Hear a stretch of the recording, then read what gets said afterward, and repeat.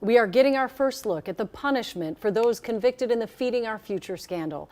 Today, the first defendant was sentenced in the $250 million fraud case. And while Mohammed Ismail received 12 years in prison, prosecutors say once released, he'll leave prison a wealthy man. Lou Ragusa has been following this case from the beginning. He's here to explain now why.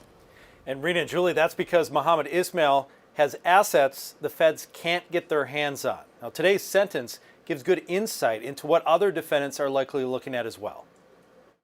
Mohammed Ismail was one of the owners of Empire Cuisine, the Shakopee restaurant and market at the center of the first Feeding Our Future federal meal fraud trial. After 5 of the 7 defendants were found guilty, Judge Nancy Brazel said this group is responsible for stealing $42 million of the overall $250 million fraud case. The evidence showed Empire falsely claimed to serve meals to kids there and at other phony meal sites around the state, providing false documents and laundering money. Ismail almost didn't make it to trial. Federal agents arrested him on the jetway at MSP as he attempted to flee to Nairobi, Kenya in April 2022. He was convicted of passport fraud, claiming his passport was lost at home after the FBI actually seized it. The feds have been able to claw back at least $4.5 million from Ismail through his bank accounts and his house in Savage, which prosecutors say he paid off with fraud money.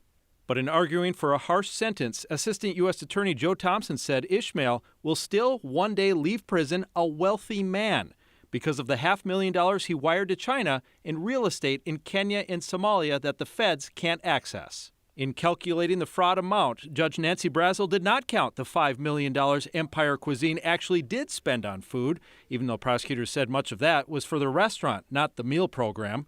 But Brazel gave Ismail the harshest sentence the guidelines called for, 12 years, saying, quote, the taxpayers in Minnesota are rightfully outraged by the brazenness and scope of your crime. The evidence at trial was frankly breathtaking. And the feds considered Mohammed Ismail, quote, an average participant in the fraud scheme. So now we know that those considered to be major players are likely looking at significantly more than 12 years in prison. Right now, there are no other sentencing on the schedule. Rena. All right. Thank you, Lou.